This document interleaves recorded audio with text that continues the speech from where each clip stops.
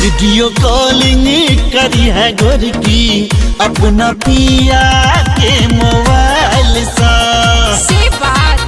Video calling करी है गोर की अपना सैया के मोबाइल से।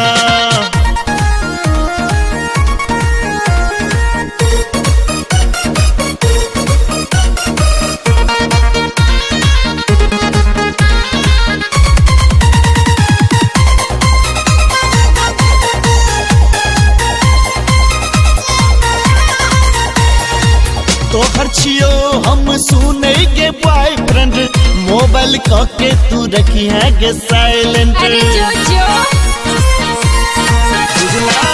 तोहर छियो हम बचपन के बॉयफ्रेंड मोबाइल के तू रखी है गे साइलेंट। नहीं हर संगे जे तेरे भैया लौके में सुतल रह तेरे सैया।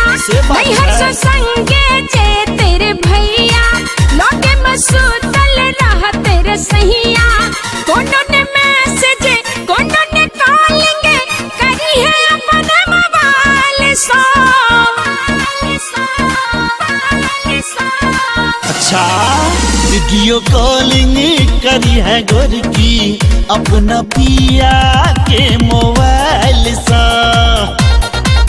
वीडियो कॉलिंग करी है गोर की अपना सैया के मोबाइल से।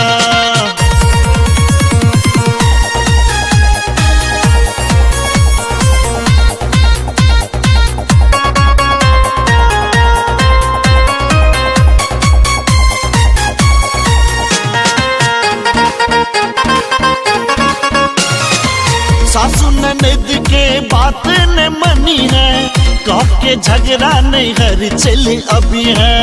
अच्छा आगे सासू ननद के बात न मनी है कह के झगड़ा नहीं घर चले अभी है। कोना का फोन करब चोरा कनु काका रहब न कनिया बात करब कता जाका। कोना का फोन करब चोरा कनु काका रहब न कनिया बात करब कता जाके। डिलीट कर दे हमरे नंबर तू अपने मोबाइल से।